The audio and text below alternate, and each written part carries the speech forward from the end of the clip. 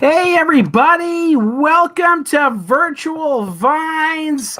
I'm Dan Mackey from The Loaded Grape. We have TC Frazier here from Tryon Distributing. I'll tell you what, it's what about Vanna? And Vanna Vines is here.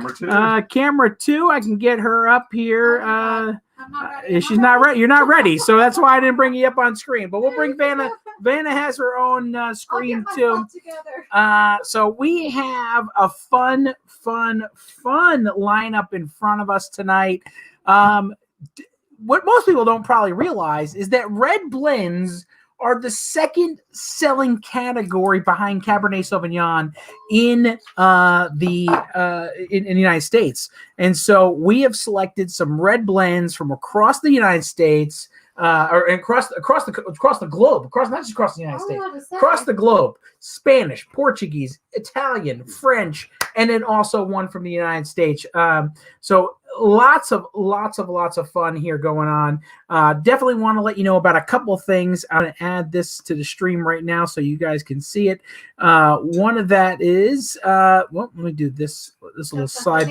The hoodies are in, and yes, people are buying them. You can also use your points to them. So let me go over the loyalty points for those that are on the air right now. The loyalty points work this way. For every bottle of wine that you buy, you get a point. After 4 months, points start expiring. So obviously it's about loyalty and about buying on a regular basis. So consistent buying. So we have hats currently in, and we also have the zip up hoodies in. But coming in shortly is the winter hats. The winter hats will be here the first week in February, is from what I'm being told. So first week in February, those hats will be in. So you can come in here and check those hats out and use that. So it'll be 24 points for the winter hats. It's 25 points for these hats, and then the sweatshirts are 45 points. Or you can pay $24, $25, or $45 if you just want to just say, I don't care about the points, I just really want the swag. So you can easily do that as well. Also, a couple of events coming up. One being the Valentine's wine and beer dinner, which is always a hit. TC will be there. Yeah, I will be there. Absolutely. We also have just nailed down that Southern Pines out of Pinehurst, North Carolina, will be doing all the beer. Yeah. So Jamie coming up from Southern Pines. I think he's probably going to. I told him probably going to get a room that night. Yeah, get a room, hang out. So he's going to come up and hang out with us on that night. So that's gonna be a lot of fun. We're working on the menu I should have shortly, and then we'll start pairing the beer. And the wine. We'll start pairing both, but we already know what all the brewery of all the wines or the pairings will be. So yeah. So I should also let you guys know. Drink already, Woo, okay. So since you're saying that, me and Andy celebrated obviously, a couple of days, a week ago, the third anniversary of the Loaded Grape, and tonight we actually had dinner before the show, in which we had a lovely Amarone beforehand. So I'm already kind of ready to go, hyped up, ready to go for the show. But there's one more thing that we just added, and this also ties into TC, is a Rombauer tasting on the 25th of February. How this is going to work, if you sign up for it, you could sign up now. You can wait until closer. It's fine. But it'll be 5 wines from Rombauer and Charlotte. Am I saying that right? Yep, Charlotte. Charlotte. Yep. It will be joining us from Rombauer virtually. So when you sign up, you get your tasting kit that day, so it's fresh. And then at 6:30 that night, we'll do the tasting virtually through Zoom. And then Charlotte will be in, and she's in California, so it'll be like at that point 3:30 in the afternoon. A good time for her to start drinking and telling us about Rombauer wines. And so that pricing is $25 for non-members, $22 for members, and that will be the tasting kit for that. So those will be 2 to 3 ounce pours per wine of that. So and there's going to be a limited wine that we'll talk about. It won't be in the tasting, but one of their Zinfandels. We're going to have 12 bottles available for purchase, and maybe 11 bottles because I'm probably going to buy a bottle of that. So now, with that being said, let's get into talking about red wine and red blends in particular. Now, blending. The cool thing about red blends in particular is you get the best of the region, right? Because you're able to take the best grapes of that region, put it together, and make an excellent, excellent wine. We're going to start off in an area that most folks, I'll do this here so everybody can see, that most folks are very familiar with, and that is our friends in Italy.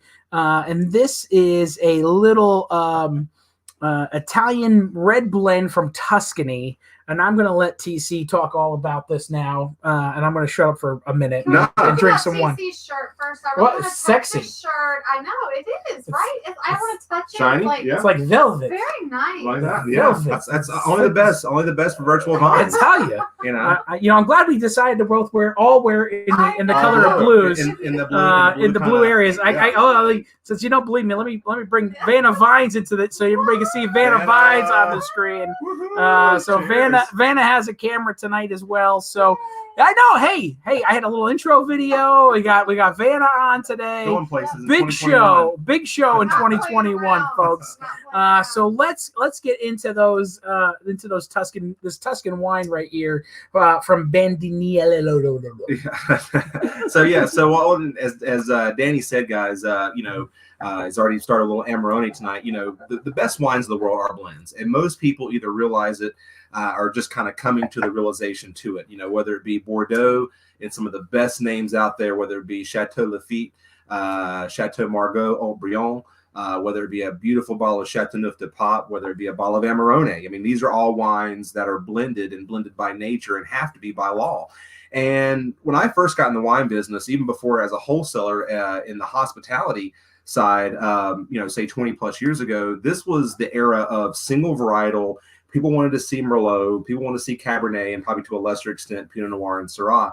And the red blend category was kind of relegated, at least when it was in California, as, oh, well, have you had Chateau Danny's Cabernet? It's amazing, but they also make a red blend for way cheaper. It's just like kind of leftover barrels. Well, that was kind of what the thought of red blends were. It was like they forgot about it. They just kind of threw it together, slapped it together, and kind of threw it out there. Well, most people don't realize, especially even when it comes to California, even things that are varietally labeled, such as a Cabernet Sauvignon or Merlot, can be, at least in California terms, up to 75, or only has to be 75% of the declared varietal. Now, most of the world, to kind of give you a general rule of thumb, follows what I call the 85% rule, whether it be in Europe, whether it be in Oregon, Washington, for the most part, right? And that means if it says Cabernet Sauvignon, it literally has to be at least 85+% on the bottle. Mm-hmm.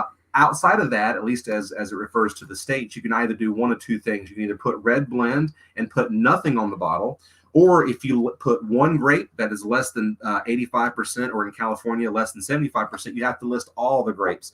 So for those of you that have ever turned the back of a bottle from, say, Napa Valley and say, why the hell did they put 2% Cabernet Franc? Well, actually, by law, they had to, because they put 68% Cabernet because they knew that's what's going to get you to buy it. They had to, by law, put Cabernet Franc in it. So anyway, that's why when you guys go out and do tastings, you could try a lot of Cabernets from different parts of the world, and that's why they taste vastly different, not only because they come from different areas, but one may be 100% Cabernet, one may be 25% Merlot, and on, et cetera. So as Danny said, red blends are hot. I think people finally get it. I mean, guys, making wine isn't much unlike cooking. Cooking takes you 30 minutes to 2 hours, and winemaking essentially is the same thing, except your equipment's larger and it takes a longer period of time. And essentially, that's what you're doing. I mean, you're taking your ingredients, which is what Mother Nature gives you, which is your produce, your beef, whatever it is, and then kind of putting your spin on it. And that's what winemakers do. That's what wineries do. And all grapes. I mean, think about it. Think of any other agricultural product grown on this planet.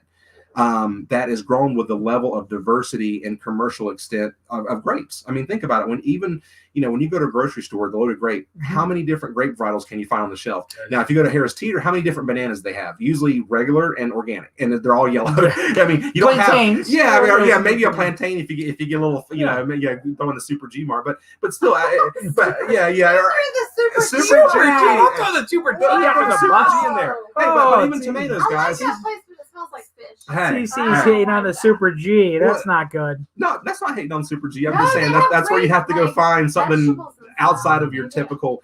What the point I'm trying to make is that Please grapes. make it. Well, I think Teenagers. Mr.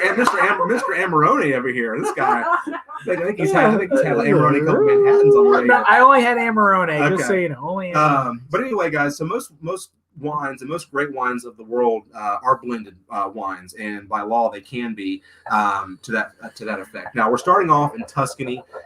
You guys, as in the Loaded Grape followers and people watching right now, love Italy. I mean, it's just everything from the toes to the thigh to the knee to the calf. Yeah, we'll bring everything. the map up so we can talk about the region. Yeah, there you go.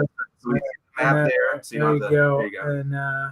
And we'll do that. Remove that. And there you go. Okay. Oh, So there you go. that'll be the big map. There you go. So we're in Tuscany right here, capital of Florence. I mean, so if you ever are going to Chianti or any of those places, essentially that's where you'd fly into, or at least have a train. But this is the birthplace of the Renaissance. I mean, you can't think of an area where, Medici old families in the church is so inextricably linked with wine and winemaking. But in this part of the world, obviously, Circle Tuscany. perfect. Yeah, I love it. I love it. Not a good circle, only because I had Amarone. You're like the football announcers, guys. When sometimes you're just like, you're just like is that the tight end or is that the tackle, the guard, and the center that you're trying to? The problem is my screen. I gotta start using this on my iPad, and the picture will probably be bigger. Those little, I'll have to show this guy. I'm using it off my iPhone, and so. Let me do this. I'll do it this way, so this way you can see me.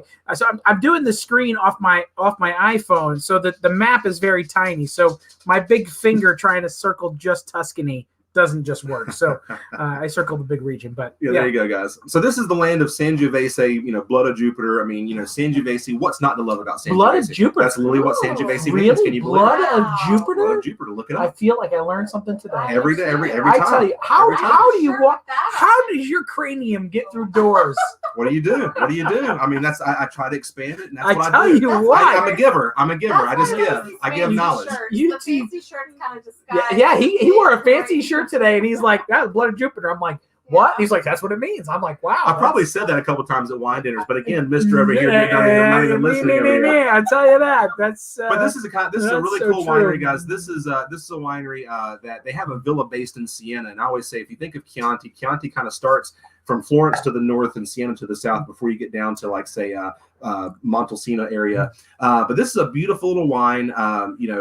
Outside of Chianti Classicos or Brunellos, which obviously have to be in the right location, they have to be of a certain grape. This is a Toscana Rosso, if you will. So this is a little blend of about 60% Sangiovese, some Syrah, and a really beautiful kind of indigenous grape that they use, really more for blending sakes. I mean, it kind of gives you this kind of grapey quality almost to it, and that is Signaciolo. And Signaciolo is this really fun, kind of obscure grape that, again, is more relegated to blending and things like that. So to me, it's like Sangiovese met Beaujolais in some case. I don't know if you guys get that at all, but you get this kind of beautiful, kind of grapey kind of quality to it. Again, the acid is just breaming with this wine, because again, when I think of Sangiovese, I think of it as really maybe the darker cousin of a Pinot Noir. But this is just a beautiful, beautiful, beautiful little wine. Now, I will say good. One thing I can say about this winery, and I know we don't have pictures tonight, but they have a beautiful villa going back to like the 1500s. They literally have 3 last names, and they have a pope in their family. Like literally, their descendant. They have a pope in the family. Well, that was like 400 years ago. Like one of the popes. Doesn't matter. It doesn't matter. You still got a pope in the family. Yeah, it was like however many cousins removed. You can say, Right. Yeah. But when your family, you can go back and say our family planted grapes here back in the 1600s, and they are on record selling wine to England in the 1720s. So yeah, I mean they've been selling wine and making wine since that long, right there. So anyway, guys, this is a beautiful little Kermit Lynch item. So I promise we'll go down the price scale a little bit. Yeah. We're going to kind of hit you with the big guns early. because we don't have a lot of this wine. Kermit, Don't have a lot of this one, but I figured we start off with it, and it's partially because it was so delicious. And after my Amarone, I wanted to stay in Italy. So normally 29 down to 27. I'm going to tell you right now, it's probably beating the internet at that price of 27. Plus, if you are in the here. I'll mute that right there so that we don't have to echo. Drink this all day. Yeah, I totally drink this. Nice cherry notes on this. If you're in the wine clubs, just check at the checkout in the coupon code. Put in the level that you're in. So if you're in the cellar, put cellar, estate, or reserve, or grand reserve. You'll put reserve, and that will get your club level discounts. This is just a beautiful, beautiful. Well, it's a little bit of everything, I think, and I think that 20% Syrah kind of gives it the backbone. Right? Yeah. I think sometimes the knock. I mean, you're selling wine to the masses. I mean, I think the one knock on Chianti is that it can be a little acidic, a little just thin, a little just too, not there. And I think that's why the Super Tuscans filled that gap. They started throwing the cabs in there. Well, now Chianti gets it. Chianti, they can allow up to about 5 or 10%, but still, guys, I think that's still the knock. As Vanna was saying, much more heartier. So I love Brunello as much as the next guy or person, but hey, I can't, $45-$50 is where it starts, right? So this is a little kind of in between. Again, you don't see a ton of Syrah. You probably see more Merlot and Cabernet in places like even Bulgari than you would even Syrah. But this is just a fun little wine. These guys make about 3,500 cases annually amongst about 6 SKUs. But again, a fun, if you're at all a Sangiovese lover, you're looking for that maybe medium minus tannin style wine. This would be just absolutely perfect for you guys. So. Sorry, I can't work my new iPad. So I got TC talking here. I know. Next wine, please. Next wine, let's do it. All right. I'm super excited about this. This is fun. I'll get to work in that a second. So anyway, I was trying to be able to watch along at the same time. What are you, 12 today? I am 12 today. I'm 12 today, everybody. No, he's like the guy that calls in the radio shows. Like, sir, can you please turn down your radio? We can't hear the feed. Please. What? What you just say that? Yeah, I'm that guy. I'm that guy right now. You're like, Vanna, we're on the TV. Man, really? Oh. I think I should send his seat tonight. Oh my gosh! I think if you would know what buttons to press, we would do that. So I think she does know what buttons to press. Oh, hey, yes. Danny's just last. This show. This beat up tonight. Episode 43 is gone. Please, quickly. In the comments, save me. Somebody come through in the comments. Bailey's not looking that way. She's already like just. Bailey's not even. She's like. She's not knocking down stuff tonight. She's like. I've already unplugged you once. You guys are already knocking stuff over. Oh my goodness. Anyway. All right, you ready to go? This is beautiful you can't wine. pour that out. That's just no, I'm not. The first wine. Well, because it's so delicious. It was very yummy. He had to revisit that wine. All right, guys. So this is a wine. I'm going to go ahead and say it. This is a wine that will get lost in the bunch tonight. I mean, I think we're going to have some people that tune in first, and we're really excited about the first wine. The next few areas are going to be areas that, let's face it, I think the varietals and areas to some degree sell themselves. But this is the wine. I think it's our edict to some degree here on the show to bring you guys. The new word? Yeah, don't ask me to spell it. Don't ask me to spell it. Oh my goodness. Yeah, don't ask me to spell it, right? But this is a show where we try to bring you guys again, where we don't want to skip on the quality, but we want to give you the best value as we possibly can. And I think one thing we've said ad nauseum, right, is Portugal, right? Because Portugal, outside of the Vino Verdes and ports, you and I love port. Not everybody's love port. Vino Verde. Everyone should be drinking more Vino Verde. But when it comes to reds, people don't really drink them as much because, again, they're not growing Cabernet Sauvignons and Merlots and Pinot Noirs. They're growing these varietals that are kind of hard for the American tongue to pronounce. Touriga Nacional and Tinta Ruiz and Tarinto. It's a little bit of Alicante Boucher, which is a beautiful, I would almost consider a heritage vine grape in California, because when you think of these, that's Spain. Oh, yeah, they're perfect. Hold on. Wrong one. Portugal's there. No.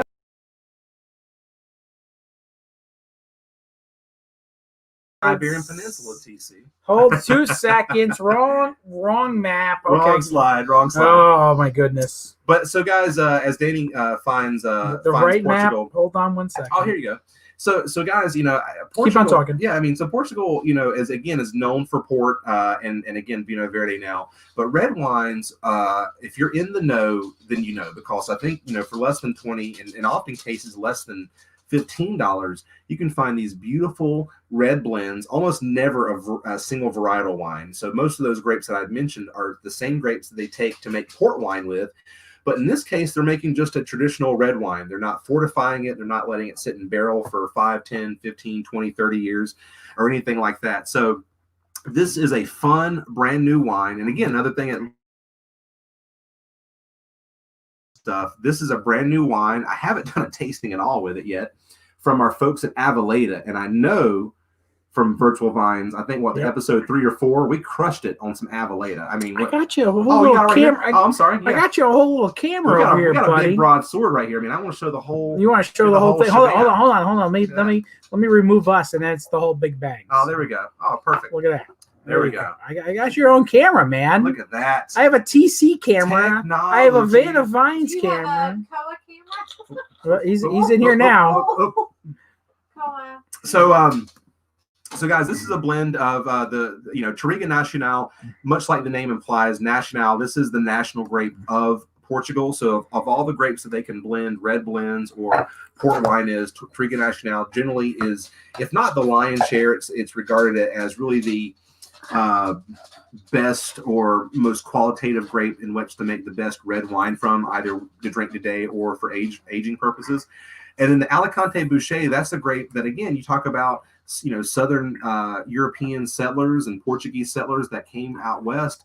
Alicante Bouschet was one of the varietals they planted, was really never replanted after phylloxera, but it's this beautiful grape that if you peel off the skin, the juice actually bleeds red. So it's one of those grapes. I know we talked on the show, Danny, those black grapes, Yep. We talked about Pinot Noir, Cabernet Merlot. These are all grapes that essentially are clear, right?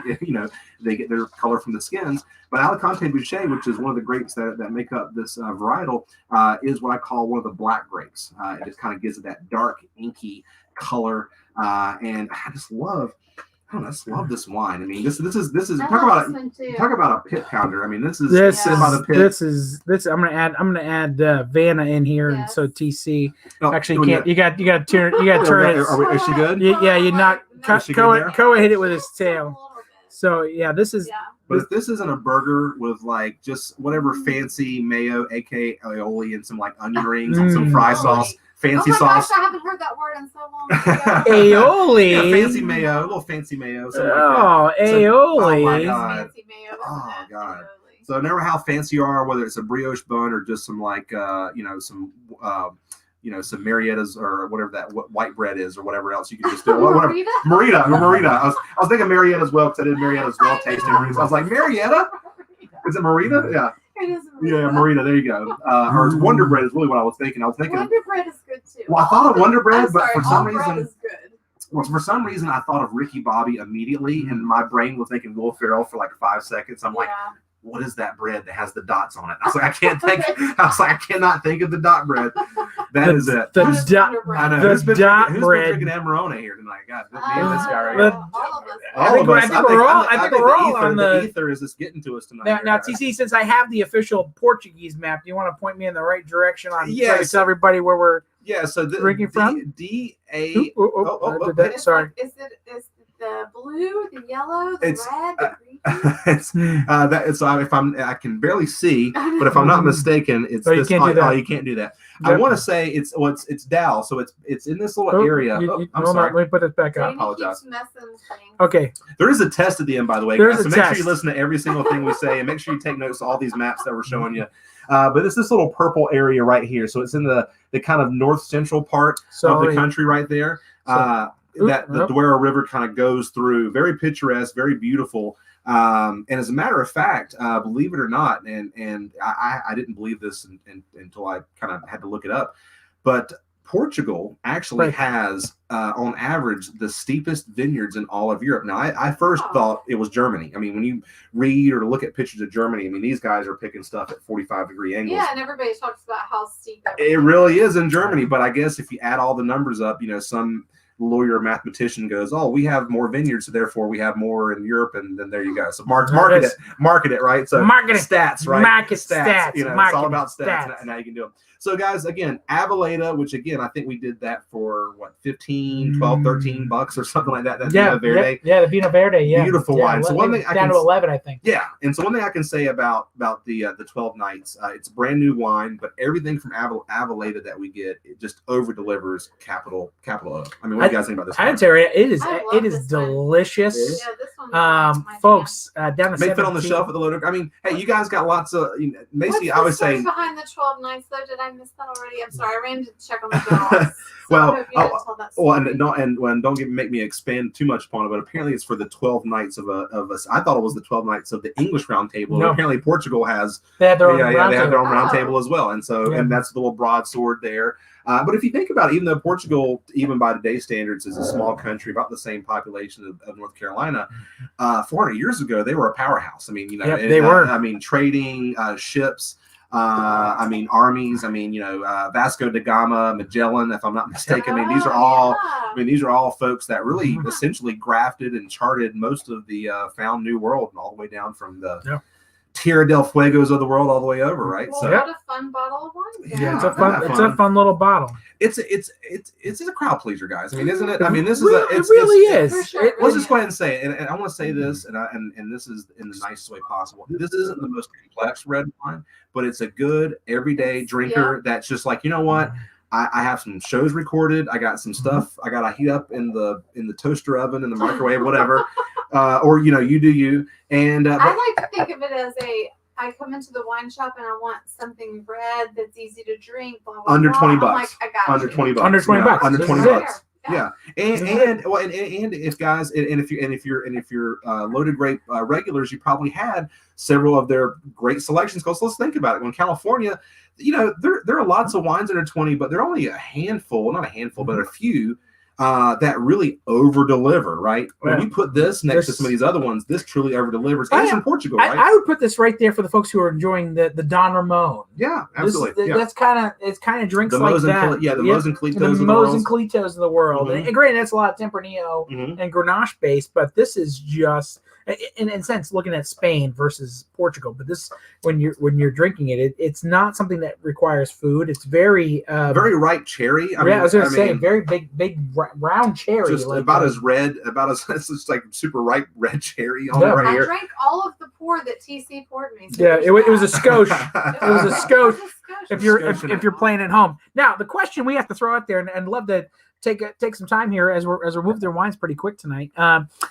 What are you drinking at home tonight? We want to know. Put it in the comments. I'll throw it up on the screen. If you have like to comment, all you have to do is go over to StreamYard.com/Facebook, and that'll let you give the permission to let us add your comments to the screen.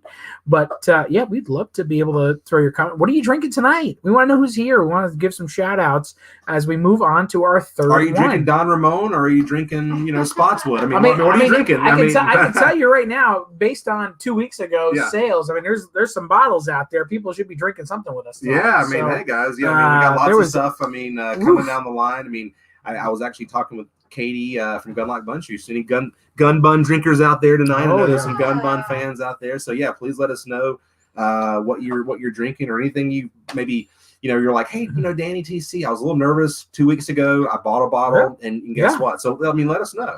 Let us know. I know. And if you didn't like it, it was Danny's selection. So exactly. That's how it always is. It's my fault. It's my fault. Yeah. No, I will tell you. Last week, we did really, really well on all those Chilean, Argentinian wines, and so let us know if you're drinking any of those. I might have to revisit some of those areas again. I mean, beautiful wines. Man, I can tell you right now, and good news, folks. The Carmenere was back. 10 cases just landed, I think, on Friday. Yes. So cutting a little thin. I mean, ETAs are just that; they're ballpark figures. So yeah, sometimes we're working with these companies. They're not Amazon, which hey, always say there's only one Amazon. I guess. Actually, TC, I'm gonna add this up there. Michelle's Cavicchioli, there you go. Cavicchioli Lambrusco. How are you drinking that, Michelle? Straight up on the rocks? Are you blending that? Maybe with a little maybe a little gin, or maybe a little, as my grandma would say, tequila. Yeah, no, that is, I'm telling you, that was one of my favorite. We actually did that in the Italian wine dinner. So again, the little plug, shameless plug on the Valentine's dinner coming up. Yeah. That was so delicious with the cannoli. Well, let's just go ahead and say, I mean, this is a wine show, guys, but we're going to have, as he said, Jamie Dude from Southern Pines. We've already talked about a beer. I'm just going to go ahead and say it, like a macchiato version of a stout. Jamie will talk more about it, but oh my God, I'm just like this. I'm gonna have to tell. Yeah, the macchiato. I'm gonna have to tell these stout. guys to like, throw me a 4-pack of that before it's all said and done. But anyway, and Scott and Anita are blending. They had Chianti. Now they're working on a Merlot. There you go. I love it. Well, and if you think about Merlot does very great in Tuscany. In areas that they have a bit more clay, and again, you have some of the most expensive wines in all of Italy, the quote unquote table IGT status, Ornellaia, Sassicaia, Tiganello. I mean, these are all Merlot, Cabernet based wines, a little bit of Sangiovese from Tuscany that are commanding $250 a bottle now. To the chagrin of a lot of these wineries that have been like, "Hello, we've been doing it for 500 years here." throw up some hearts or some thumbs up if I were to do a sale next week on just Merlot that we have in the shop, like maybe 20% off just on Merlot, not any other varietals. Would you guys be up for that? Because we are kind of Merlot heavy, and we've been tasting a lot of great Merlots. Just don't have a lot of shelf space for Merlot. So let me know if that's something you guys would be interested in, and go, hey, yeah. So throw those thumbs ups, those hearts. If you think a little Merlot sale would be something you guys are interested in, I might do that next week, because we have some great ones, and just we've been tasting great ones, and just like, well, I don't really have a spot on the shelf for it to add something new. So might need to do a watch party. Maybe do like a Merlot Pinot Noir tasting, and everybody to tune in on the Sideways, and maybe do a Zoom link after that, and have everybody sober before the movie, and then after the movie, like, I mean, it might be a little. I mean, it might just be a drunk Zoom, but I mean, that makes it kind of fun. Yeah, because the copyrights, we got to say, okay, we got to end. You guys go watch it on Netflix on your own time. Yeah, be back in 2 hours, and then we'll talk about it. Yeah, since we don't have, we're getting there. We don't have the copyright yet for something like that. So. Yeah. All right. Well, let's move on. We're going to go down to the Languedoc of France, and when me and TC first brought this up, I can tell you from this manufacturer, this winemaker, we have done a lot of rosé from, and we never really have ventured into the rest of their portfolio of other wines. The rosé just dominates. The rosé dominates, and for those that once you see this label, you're going to go, oh yeah, that makes a lot of sense. I'm going to bring this up on screen right now so you can see it. From Heck and Banner. This is their, and I'm probably saying it wrong since I didn't say it with a French accent. It's totally fine. I speak very little French and even better bad French. So I mean, hey, Hesh and Beignet. It's fine. Hesh and Beignet. This is a little red blend from them of mostly Syrah, a little bit of Grenache, and a little bit of Carignan. And let me just tell you, this was a fun little blend for those folks. And the Languedoc, it is a region in France I don't think gets enough love. No, it doesn't. It does not get enough love.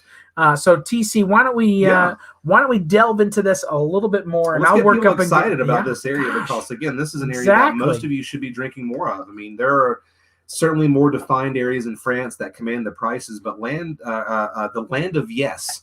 Languedoc, land of yes. So Ac, and actually Old French in Southern French, because in Northern French oui is yes. Ac actually is yes in Old French in Southern France. Now, obviously, they all agree upon oui because that's the more refined Northern, just like all they say. Here all the money's up there, but like, and we Americans prefer oui. Instead of like, hey y'all, I mean, instead of saying howdy, we prefer to we. We prefer to we, right?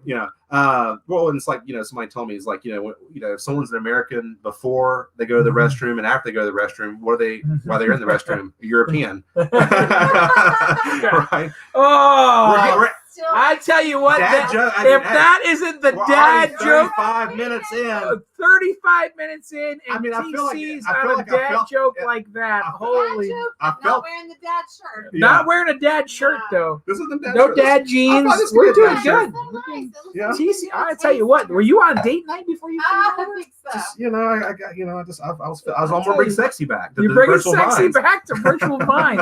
Wow, and you brought the dad jokes with you. Brought the so dad jokes, baby. Poor TC, he's European, probably just happy that I wow. don't have sweatpants on. Just saying. Yeah, Van Vine's actually dressed this up. Is this is a waist up It's- show, it's guys. a- So you it's don't a- want to see what's going on. I get It's a subscribe only show 9 Dana after. usually So has on my sweat clothes and socks and all the things, like she's just living her typical- best life, you know. Yeah. I mean, that's Yeah. great. That's I what we all actually want have to do. on real clothes. Like I went out, I did things. Brenda's like, TC, I have clothes. I can wear them every now and then, you know.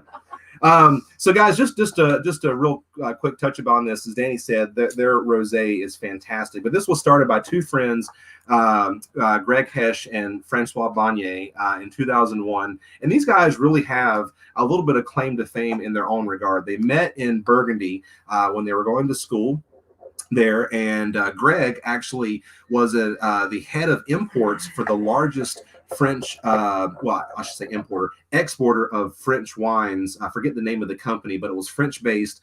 And think of Kermit Lynch on steroids, right? So it was like, for every one Kermit Lynch brand, they had 10 other brands, and they exported them out throughout the world. So Greg was able to find these contracts, right? Was able to find these little growers to say, hey, I already know this guy down in the Languedoc. I mean, the wines are, still, I have this relationship. Well, his other friend, Francois from college, actually was more the viticulturalist side. So he actually did a stint at Veuve Clicquot. Really? Yeah, Veuve Clicquot. He actually was an assistant winemaker there for a while. And at Charles Hetzig, which Charles Hetzig is, again, one of those super high-end, what, about $150 for the Blanc de Blancs, and vintage even more than that, right? That's impressive. So not very, yeah. So, and I don't think Danny even knew that. So, I mean, just you guys see from Danny's reaction. I mean, that's some big time. I mean, it's not just they're not Johnny Come Lately, is what I'm saying. No. They have, wow. Exactly. It really is. And the reason those are some big well, names.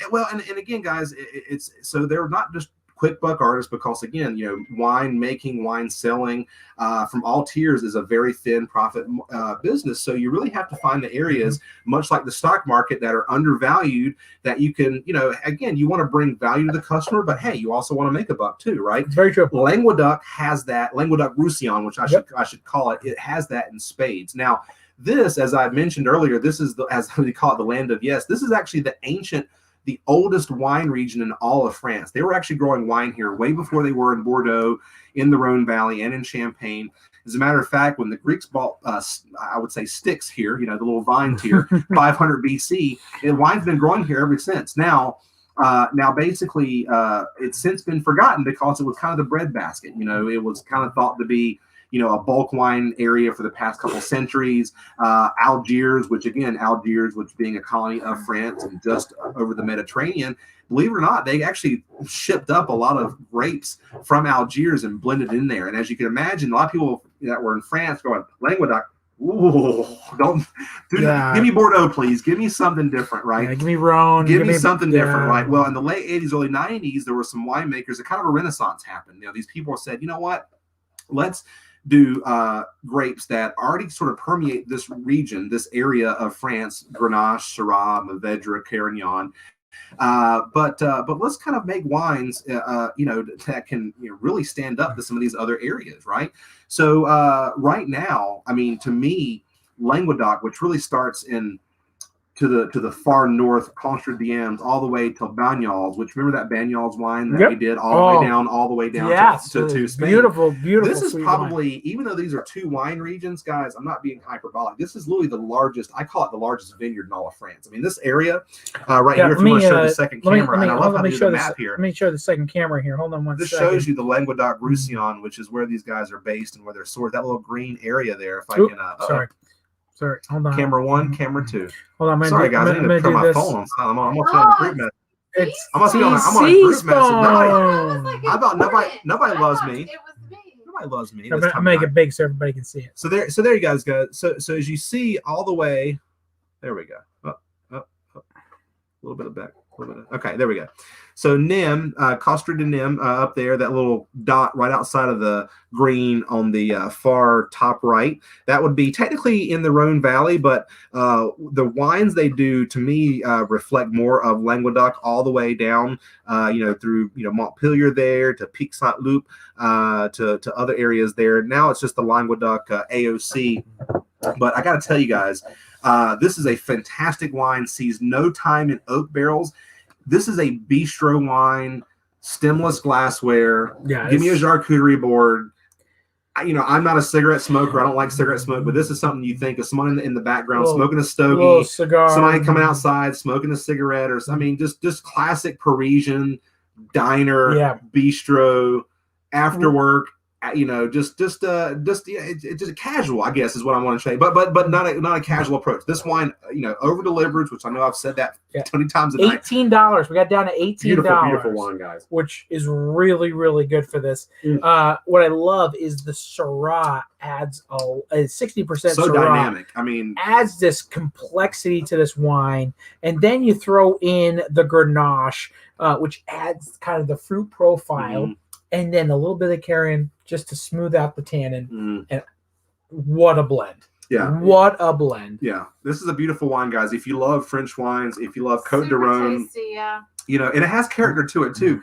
I would say if some of you are tuning in now and are maybe skipping through to solve some of the wines that we did so far, the very first wine, soft, beautiful, lots of cherries. The last wine we did, crowd pleasing, but just very well rounded. This is a wine that's got a little bit of like an it factor, right? It's got a little kind of spice in the background, but also very smooth, very beautiful. Maybe 5.5 on the tannin scale, right? So all of these, what I love so far, all of these wines do not require food. No, and they're blended as such. Sit down, drink some wine. Yeah. This does not require any food. This is just a matter of how bold of a red do you want. We started with that Tuscan, which is just silky smooth all the way through. I think we should get to the next wine and just see if anybody's paying attention. They're totally. Yeah, the next wine, anybody? Yeah, we're not doing Jack. We're not doing Jack. We're copyright. Might be a copyright thing. Problem here. We're virtual vines. We're getting sued. Yeah, great. Now Jack Daniel's gonna be all over me. But anyway, this is just a beautiful, beautiful red. That's not it. We need the other one. And of all 5 wines tonight, let's go ahead and say it. Danny's favorite enclosure. All 5. Yeah, of all 5, this is a Stelvin enclosure, which again is my favorite. You know why? It is party ready. Go ahead. Hey, if you're like me, have a party. I sell wine for a living, but I show up without a wine tool like 9 out of 10 times. That's so true. This is the one you need right here. So I can't tell you how many times TC's like, all right, I'm here to taste. Oh, you didn't happen to have a butler's tool for me to open up these wines. It's like take a penny, leave a penny, have a penny. Wine tools are just like things that it's like they're foster kids, right? They are. They get leftover. And by the way, I happen only and thanks to Steve for sending a few extra. We've been actually using our Bogle Winery of the Year tool. Yeah, shout out to Hedberg, man. Shout out to Steve Hedberg for joining the show. And thank you so much. We'll give him the shot, man. We'll have a Hawaiian shirt, and maybe we'll do like if you wear a Hawaiian shirt, you get like 5% off. Or something like that. Yeah, we'll do something fun where if you wear a Hawaiian shirt, you get an additional discount. But thanks for giving out these tools. And I know a bunch of people got them based on the sales that we had on the Bogle stuff and the Purano and everything else. So Which, by the way, Juggernaut sale price is coming up. We were talking about that earlier. So it might be doing a little blast, just little blast for you folks. Everyone knows. I mean, no need to talk about it even more than just say Juggernaut. A few extra, pennies off the dollar, because for those of you, I mean, you guys are already buying cases of it. I mean, these guys are just, we've been I'm like, Danny, who special ordered 2 cases of Juggernaut? And he goes, I just need it for the shelf for the weekend. I'm like, I just know I need it. Goes by so fast. It's like ketchup. You just go ahead and buy it. Go ahead Soy and get sauce. It. He's like, somebody ordered this? And I'm like, no. We just need it. It's we for just the need it. I just know that if I don't have at least a case on hand, I don't make it through the weekend. Yeah. It's just Plus, how it is. I mean, that's one of those wines where let's face it, people come in, they don't want a bottle, they want 4, 5, 6 bottles. They end up buying. That's really is what happens. People come in, they buy 4, 5, 6, and then what happens? I have nothing to put up on the shelf for people who just want to sit and enjoy. So I have to fill up the little rack in the back with some hidden juggernaut. Yeah. And it's such a great cab. But we're really talking about red blends today, TC, not about cabs. We are. And we're gonna move on. And probably I'm gonna tell you right now, this has been on the shelf since we opened. We've really never done it in a tasting. It is totally been a hidden gem at the Loaded Grape. Normally at $15 a bottle, and this is going down to $13 a bottle. This is the Bula. And I should before we get to the Bula, let me just also say one more time for folks, you can order online at theloadedgrape.com. And if you're really into French, you're a Francophile, you definitely need bottles of the say it again. Hessian Beignet. Hessian Beignet. Yes. I will fix and not Hecton Beignet. I will fix it. Hessian Beignet. Again, 20 years old, two college roommates, guys that went off their own path and kind of met up to do this little project. The rosé, as Danny said, is crushing it, but this is a red wine. Don't sleep on. We'll probably do the rosé as it gets closer to rosé season. In a tasting, we always do very, very well with it when it's in the shop. And what happens is they tend to sell out of it, and then I can't get any. So the fact of the matter is, when this came up, I said let's do this little red blend, and it is delicious. Down to $18 a bottle plus your discounts. Use your coupon codes if you're in the wine club of Cellar, Estate, or Reserve. And that Reserve works for both if you're in the Grand Reserve or Reserve Club. So just remember that. So let's go on now to the Bula. Now, this is a wine. I call it Bula, but I always remember it's Bula. This is a wine I'm telling you right now. Again, we've never done it in a tasting. We've only had it on the shelf at $15 a bottle. If you're ever coming in and you need a nice red blend or a nice red wine to have for the weekend or any time during the week, this is it. And at $13 a bottle, folks, this week, please take advantage of this deal because it is an excellent, excellent red wine. When we pull off the shelf, typically people buy multiple bottles of it, and we go through a lot of it. And there comes a point in the year, typically, when TC goes, we're out for a couple of weeks because we're waiting for shipments. But we do move a lot of it. And this beautiful, beautiful bottle is just. I'm telling you, I there's a lot to say about it. I'm gonna let TC tell you a little bit more about the winery and everything, but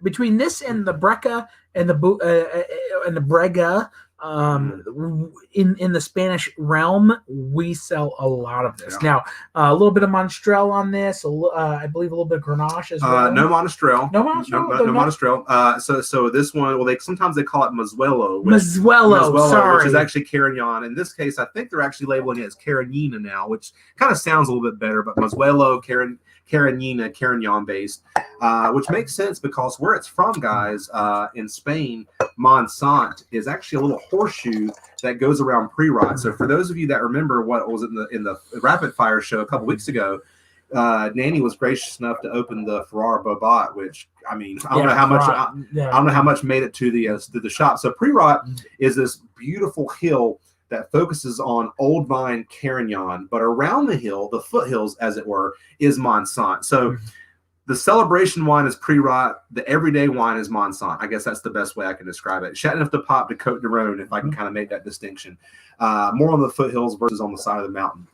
So Bula, as Danny said, this was a wine when they took over the shop. There was like no rhyme or reason. These guys were just figuring out, wondering which wines that they liked, which wines that you guys liked, and this was a wine that I'm not sure if you guys were even able to try at first. Y'all were just selling so much of it. I think finally somebody poured us a little scotch, and we finally got to try it. We're like, man, damn, no wonder everybody's going crazy over this one. Yeah, when we bought the shop from Leo, this was on the shelf already, and some folks were already into it, and it's just been a wine that has always sold well for us.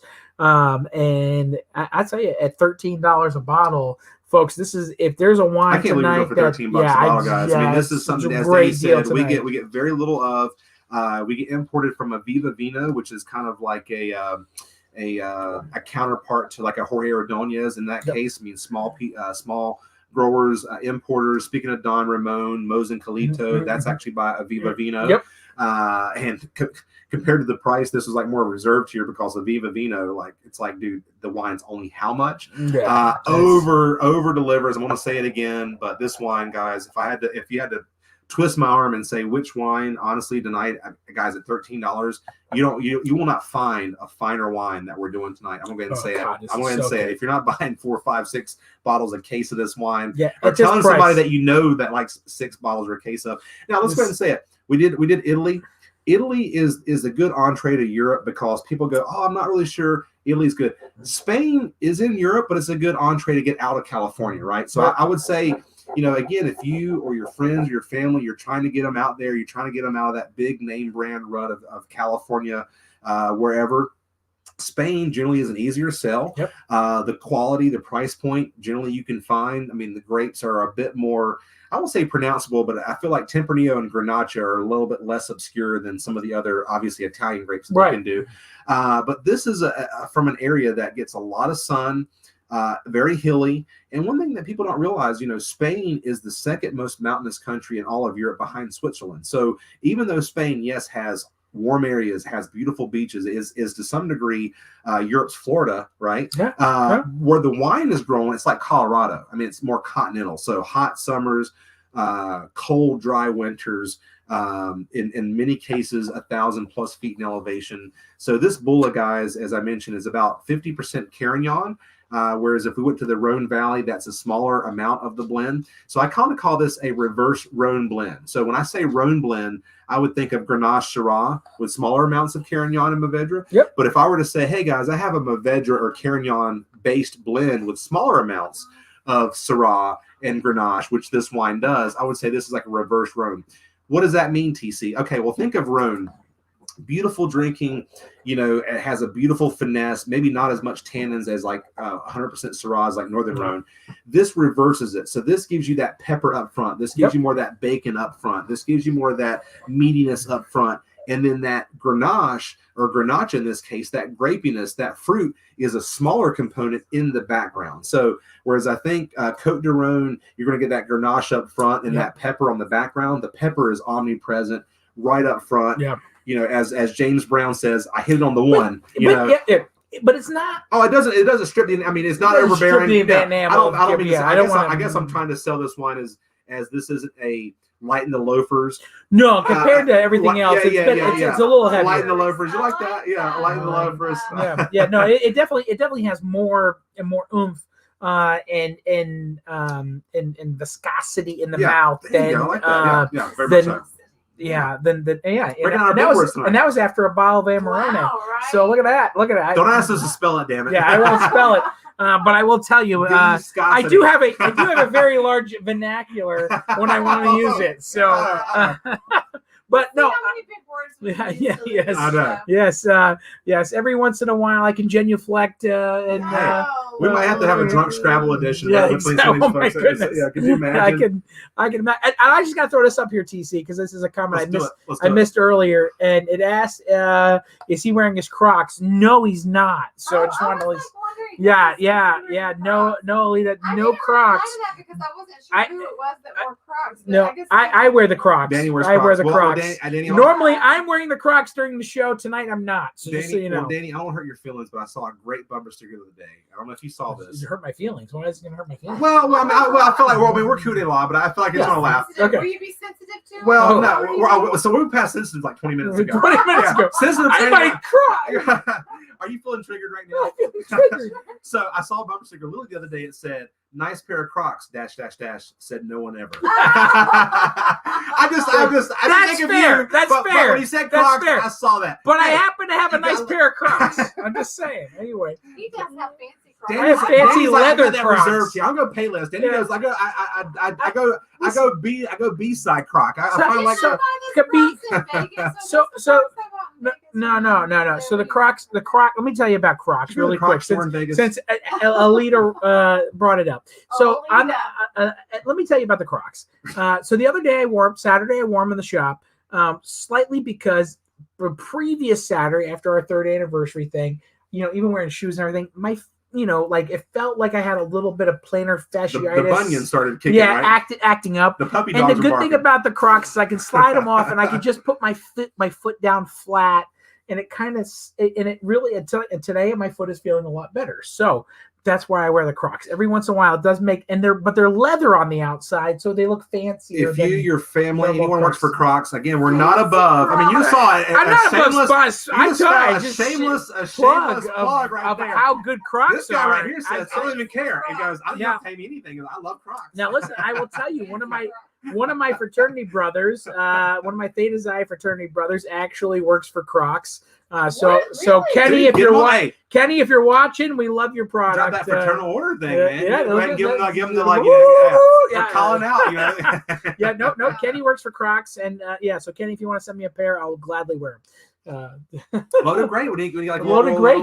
Maybe you can get me a little loaded grape Chardonnay color, burgundy color. Burgundy color. Purple. Please don't send them a Purple How about Crocs. Gray? Just gray. Now the question is, can we get Andy to wear Crocs?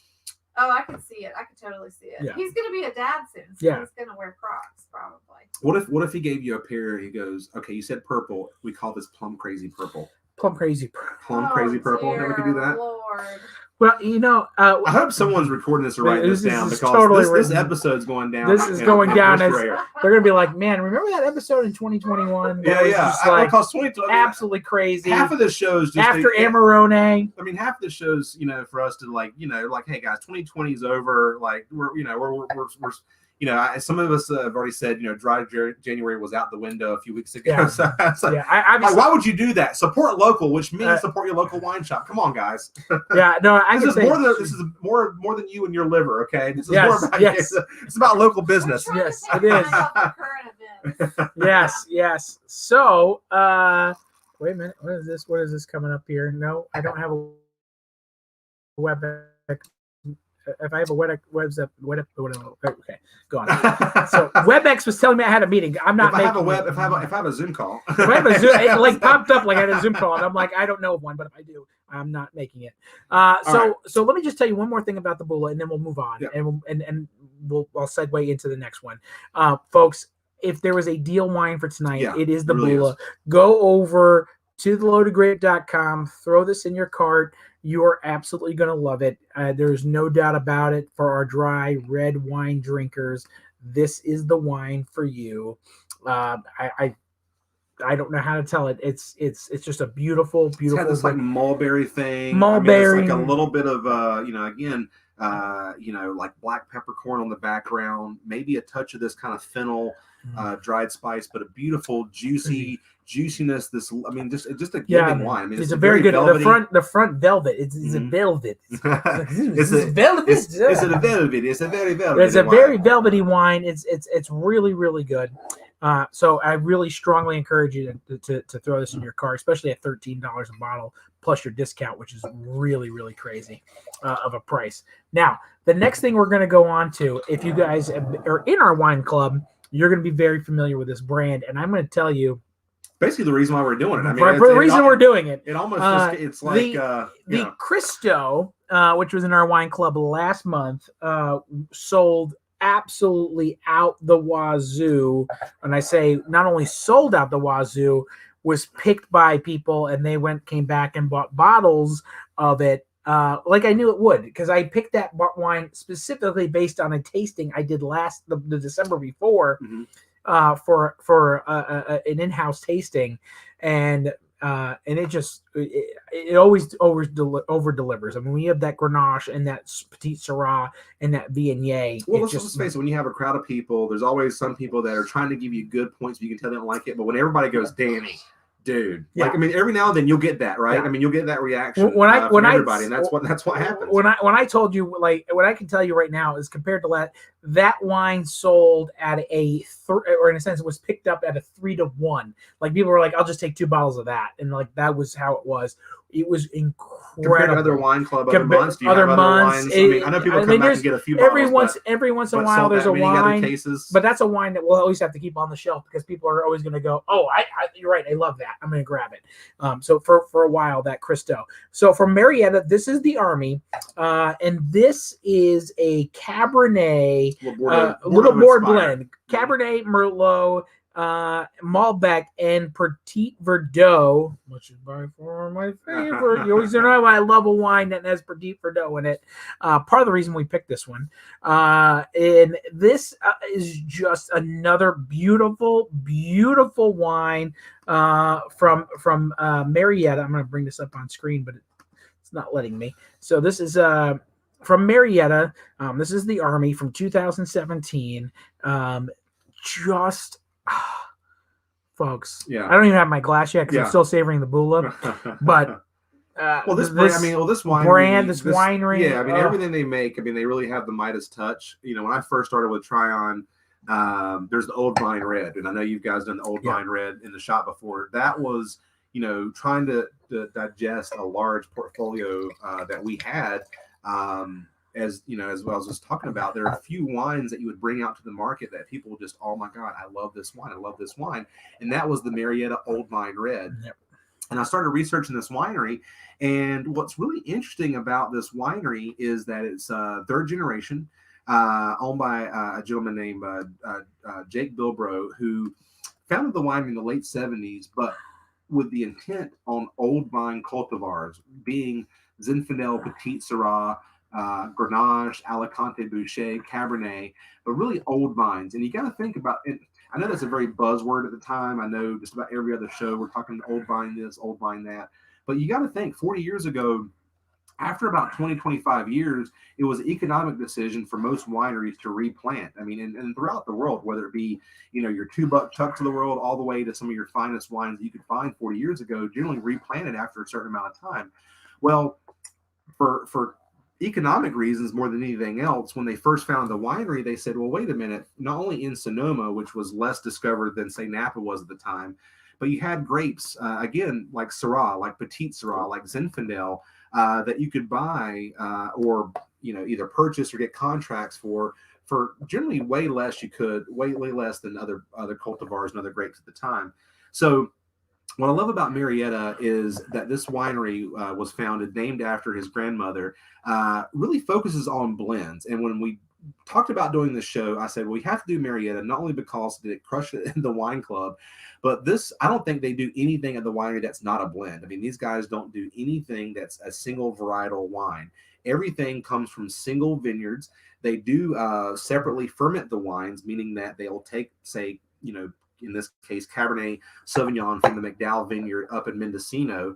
They'll take it, they'll ferment it as they work on to make a varietally correct wine. And then the winemaking team, the family goes through, they taste all the lot selections, and then they come up with the final selections, whether it be the Roman Zinfandel, the Cristo, which is the Rhone style blend, or is this the Hermé, which is a salute to Marietta's husband, who was an avid fly fisherman, which has this, if you kind of look a little close enough, the magic eye, you see the little fly, you see a little fly fish in there, and obviously the big M there on the bottle. But this is the salute to the Bordeaux style blend.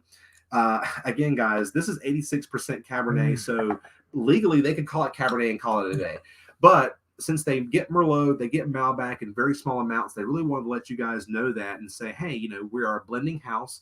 If you buy wine from us, everything from the Old Vine Red, which is our very, it's the wine that keeps the light bills paid, all the way to some of our reserve tier. Did you bury the lead of its Alexander Valley? Well, Alexander Valley, well, they're based in Sonoma, so they do Alexander Valley.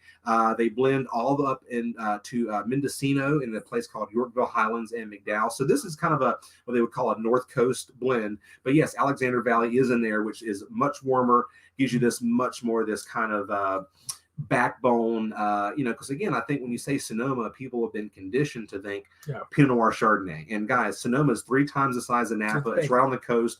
And as a winemaker told me one time, you know, Sonoma, there's not a temperature or weather or climate that California has that Sonoma doesn't have, whether it be coast, whether it be dry, hot, almost more desert-like areas, or much more humid subtropic areas. So again, guys, you know, the Cristo just crushed it. So for any of you that liked the Cristo, that came back and bought the Cristo, I guess the easy sell tonight would just be say, well, this is from the same winery, but this is their Bordeaux blend. I'm just going to go ahead and say it's delicious. They've dialed this blend in every single year. It's really come along. Vanna, what do you think over there? I like Yeah, hold on. Let me get Van on camera here so she see it. Actually, this is maybe one of my faves from the night. Yeah, I it love is. this one. This is so good. It's silky smooth. I mean, it gives you that plum, the light boysenberry. tannin. It gives you the plum, that boysenberry kind of spice to it. Yes, You know, I love almost a this touch, and I don't want to throw anybody off here, but a little bit of that tobacco, like a Yeah, little yeah, tobacco in the back, one. A little bit. a little back end, Yeah. and almost like a little bit of this like bitters or almost like baker's chocolate, you know, like I a was little getting that. ready to say chocolate. Yeah, a little that spicy, Yeah. like, you know, I almost do like a smell that. waft of like powdered chocolate or baker's, I don't know, whatever you want to call it, right? You know, before, you know, we throw a bunch of the good stuff in there to make it milk chocolate or I love whatever. it dark. Hell yeah. I mean, So guys, this good. is just to be, well, and let's go ahead and face it.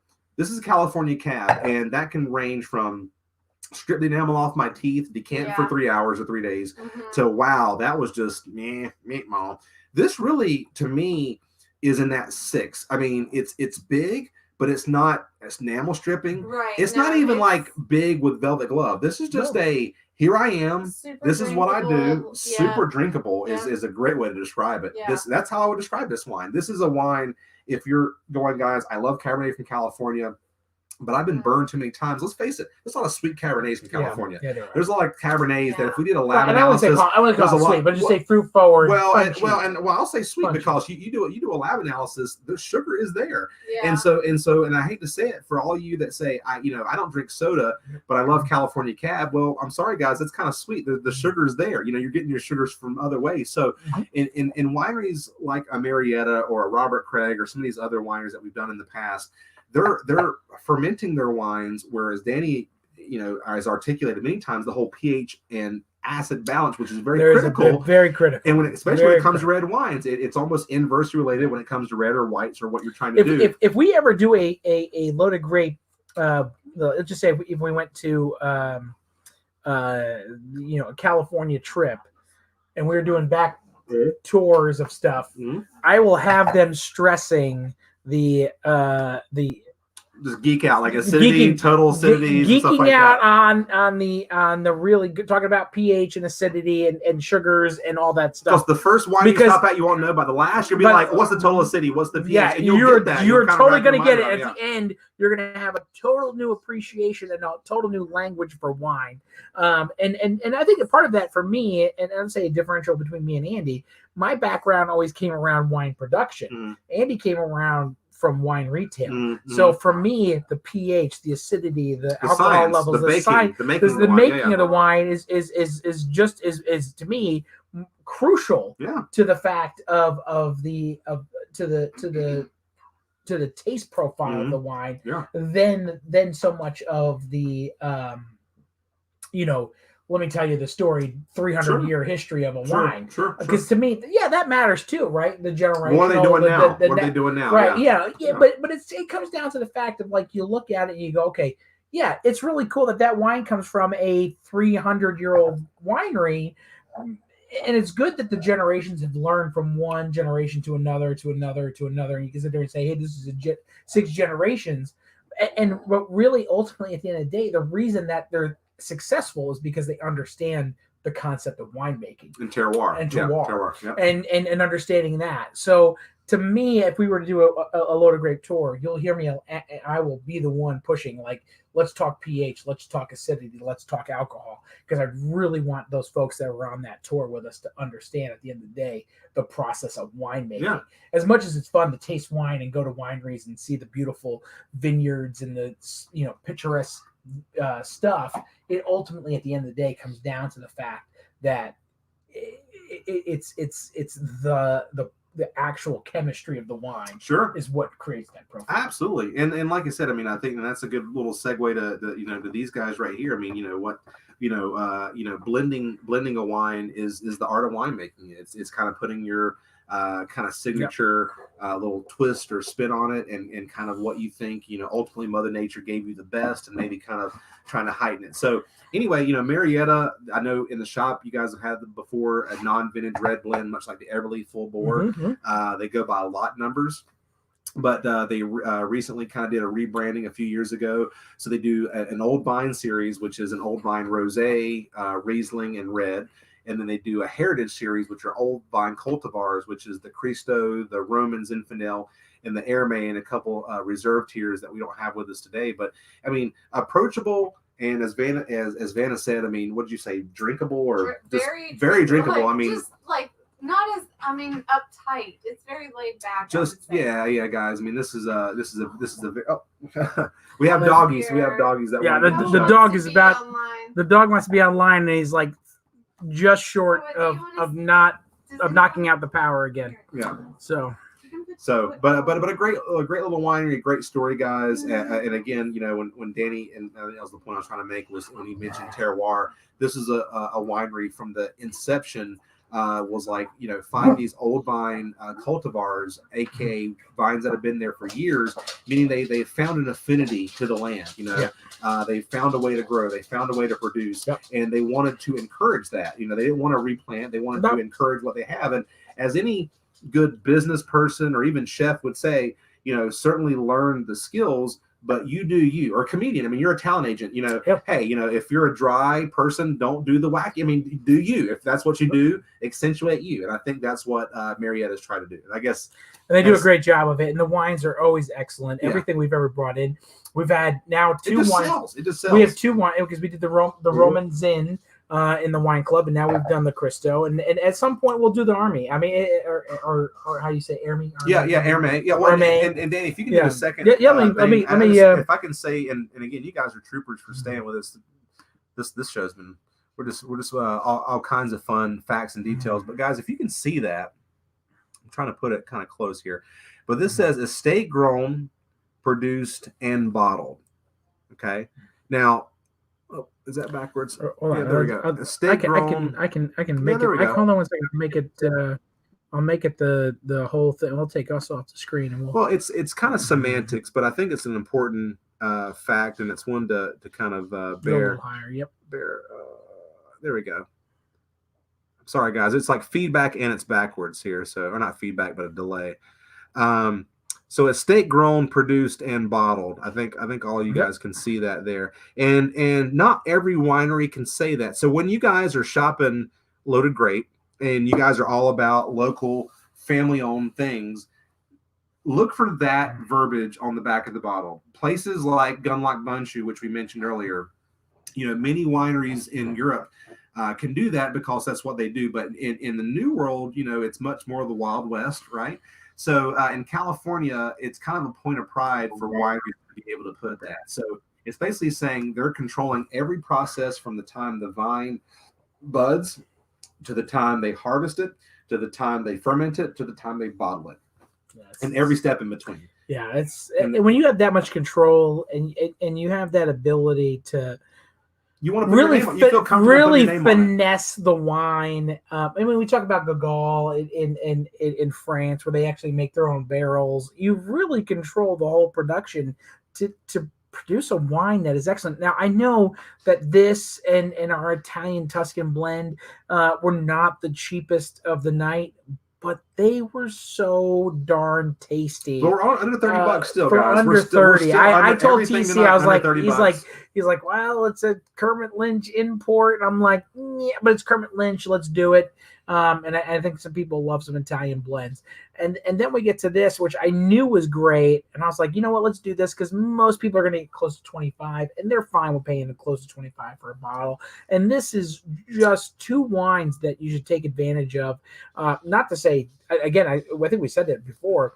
The sleeper is the 12 nights, and the fact that it and the Bulla too, and the Bulla, yeah, $13 on the Bulla, guys. Like, it's just too, you know, if you're not getting 4 to 6 bottles of the Bulla, guys, I'm sorry, shame on you. I don't know what else to say. You're gonna be kicking yourself after you taste it. But let's do a quick recap, and we'll move through the night, and we'll get you guys off drinking. And I should let you know next week, K Syrah Syrahs. That is the theme. We're going to be drinking some wines that are Syrah or Shirazes from around the world. Dark shirt again. I'm no khakis, no white shirts. Yeah. By the end of the night, it's like we made out with Barney or something. Yeah, it's we're going just to be a very stainy, purpley. Yeah, it'll be purple night. It'll be the smell. The smell of purple will be burning in the. What did you say? Purple rain. We'll have Prince in the background. Rain. Yeah, just the essence of purple. Maybe we have like a little essence of purple. Can you put some like pink lights in there? Maybe some pink lenses. You know what? Purple lenses or something I'll put some like purple lenses in. We'll just go. have an essence of just purple. Hey, Yeah. Purple. It's all purple next week. But let me just tell you, they are some amazing wines from Bialy to Lucca. Some of the wines that we've actually had in the wine club already. And I am so excited about next week because it is cold out. It is frigid. It is okay to have a big, spicy red wine. And these blends are right there with it. It'll make you want to go outside with a t-shirt and shorts. Yeah, it'll make you go, that's a pit pounder. So all these wines are pit pounders. All the wines next week are definitely pit pounders. We'll be pressing that pit pounder button a lot next week. But let's go through, recap the wines so you guys can put your orders in. First off, on the, I'll just do the banners below, and TC, you hold up the bottles, and you're going to do that. Was the Gregolito. And you want to do it that way? Okay. I'm sorry. You want to do this? I was going to do that. I was going to do that way. Yeah. So the Villa de Geggiano, the Bandolino. So that's actually kind of a little play on their last name, from Tuscany, guys. Sangiovese blend, Syrah with an indigenous grape that kind of gives it just this beautiful purple, not purple, I would say purple cherry. It's kind of just like, I don't know, like 4.5 to 5 on the tannin scale. Crowd pleasing wine that, I mean, to me, I was thinking like a penne with like a nice like boar ragu and like some nice shaved Parmesan. I don't know about you. Maybe throw some capers on the side, throw like a little just a little caper, just a couple capers or something like that. But guys, this is a beautiful wine for the inner wine geek in you that you want to bring home something to show that, I got this that nobody else has. Yeah. This is the wine to do it, guys. This is a fun, funky little wine. To try out. By the way, so delicious, so delicious. Well, Danny had to go back for. I had to have a skosh. Speaking Italian, I had to have a skosh more when we were doing that. So if you rewatch the show, you'll see me sneak a little bit extra. Then we went to the 12 nights. We went to Portugal. We don't do a lot of Portuguese wines because a lot of times people go, Portugal. Listen. Based on the 12 nights for the Portuguese roundtable, this is absolutely delicious. Mostly Tortuga Nacional and a couple of other of their traditional blending grapes that they do. Our friends from Aveleda, which you guys sell quite a bit of Aveleda in the shop. So do an amazing job from them. This is normally on the shelf at $19. Got it down to $17, which that I can tell you right now, even if you're like, I'm not sure, blah, blah, blah, come in, buy a bottle, drink it off the shelf. At the end, you're going to pick up a couple because you're going to be like, this goes down so silky smooth. Then we went over to for you rosé heads will know this one. This is the red version. Will Syrah Grenache Carignan from Languedoc, literally the oldest wine growing region in all of France. So for you Francophiles, wannabe Francophiles, getting into France, I mean, this is the area in which you can discover, and quite frankly, your money is going to go a lot farther because this is an area that, again, is just kind of now being rediscovered, although they've been making wine there for millennia. Say the winery name again. Hesh and Beignet. Hesh and Beignet. If it doesn't get any more French than that. Yeah, Greg Hesh and Francois because Beignet. Me, I'm like Hecht and Banner, Hecht and Banner. So but Hesh and Beignet. I just call it good. That's what I call it. And I will tell you, damn delicious.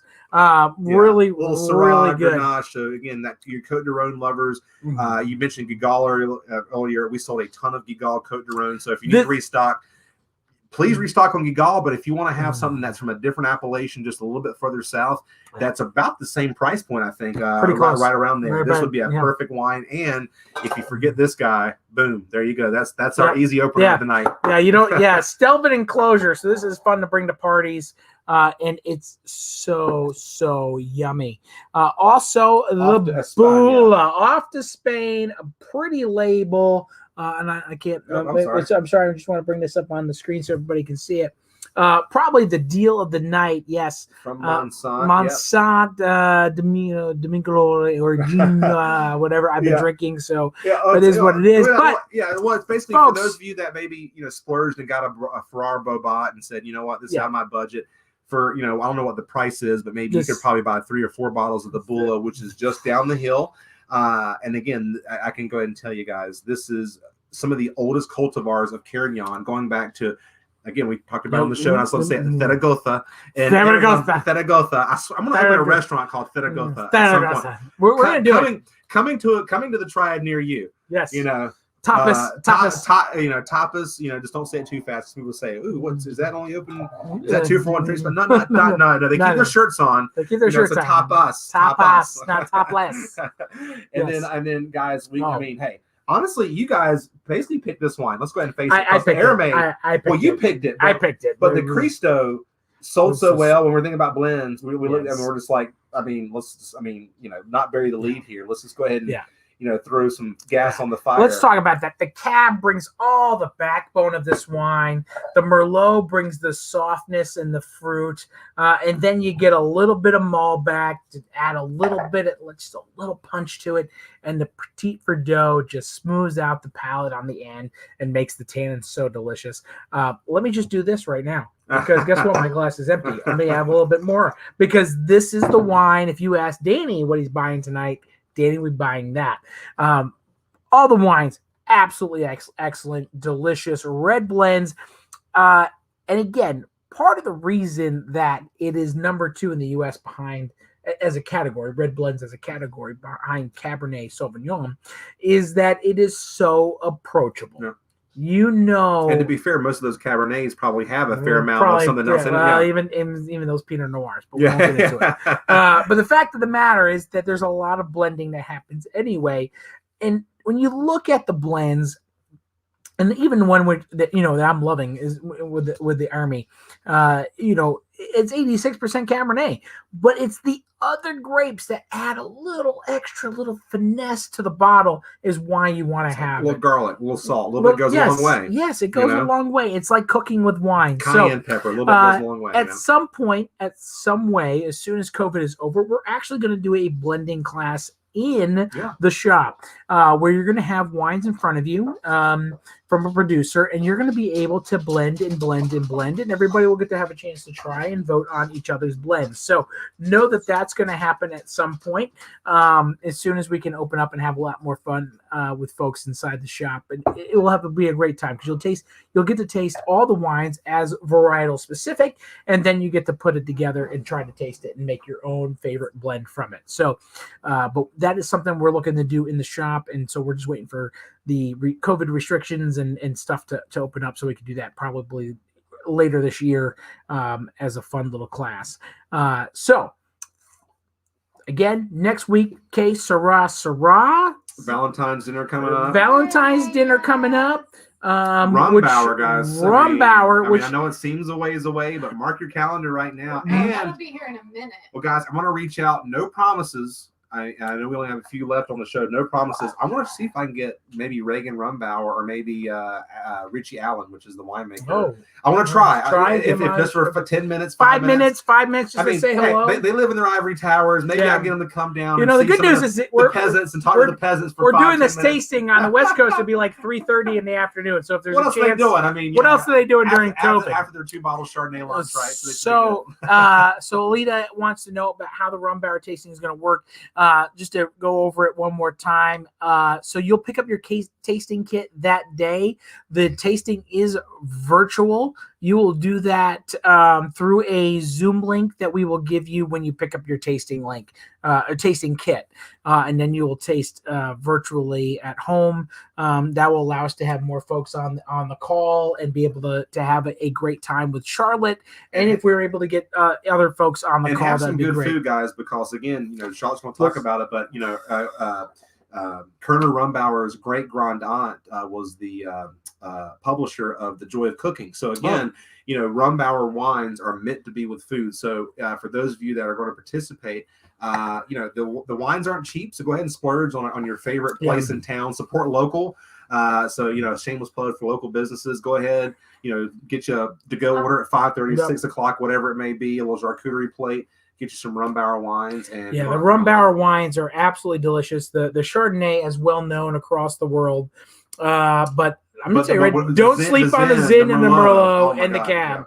Yeah. And we're also going to do the And the Sauvignon Blanc. Yep. So you're going to get to taste a little bit. And I can know some folks right now that probably aren't watching Virtual Minds. I need to make sure they know because they're going to love that Sauvignon Blanc because I like some California. Well, and a Sauvignon few Blanc, bucks so. cheaper than some of those reserve tier, Yeah. Cades of the world, Spotswood Yeah. and Hourglass and stuff like that. Yeah. So another fun little So wine. and if you're in the wine club, it gets down to $22 a person, which for a tasting kit, which is great for because if you consider Wants his debut. Koa wants a debut. I think you should put him on All right, camera let's real quick. get the Koa. notes. Before he's gone. Let's get Koa on camera. That's He's smelling my the Spanish that's wine. my big dog, Let's see Koa. if he goes for Spanish or Portuguese. Which one? He's going He's Portuguese. going Portuguese. This is 12 nights. 12 Koa's- nights. And guys, You like dogs this- have a way better sniffer than us, right? Yeah, So they love let's go ahead that. and face it. They loved it. Yeah, that's the Probably not as much boogeyman. tolerance for alcohol, but hey, it's okay. That- No, don't give your dog This is- Don't give this- your dog alcohol. That's the dog that is the reason why I don't sleep at night because he takes up more of the bed than I do. So he is special. He's a sweet kid. He's on it. He's on. Koa's Danny, you married Koa man. as He's well. on. Like He's on. everybody's commenting. Oh, beautiful. He's so Everything. You're pretty. fine. Your dog is on the. Your dog is And on the apparently he show. likes Portuguese wine. Who And he knew? likes Portuguese wine. Who would have thought, right? He is a cute dog. So thank you so much for tuning in. Next week we will be doing Syrahs. So Syrah from around the world. Of course, we're gonna do Australia. So don't. We'll be We're going to there. be staining the teeth. The purple Yeah. episode. Purple episode. All about purple. We only have 14 spots left in the Valentine's dinner. So if you haven't done that, hop on that sooner than later because that will be sold out. And I should be posting a menu by the end of the week. But trust me, wine and beer and small plates. I can tell you right now, there's other folks in town doing stuff. Their dinner starts at $100. So And they're like, and you got to reheat this, recook that. no, not even that. It's Oh. like, but it's beer. You have your choice between beer or wine, not beer and wine. You got to So- tell me off camera who these people are. yeah, I will let That's you know a- off that's a camera. shame. But the fact of the matter is, we are definitely way affordable when it comes to a dinner in this town. But partly because we want you to enjoy the wine, enjoy the food, and then also at the end of the day, buy some wine because you didn't spend all your money on just having dinner that night. That's right. So. That's right. So thank you so much, TC. It's been your tradition to sign us off, so we'll go with that. So, Yeah, let's do it. So I mean, hey, so from Van of Vines to Yeah. Mr. Danny, aka Spaz, to Yep. TC, your taster here. Keep on tasting, guys. cheers. Cheers. Cheers. Have a good night.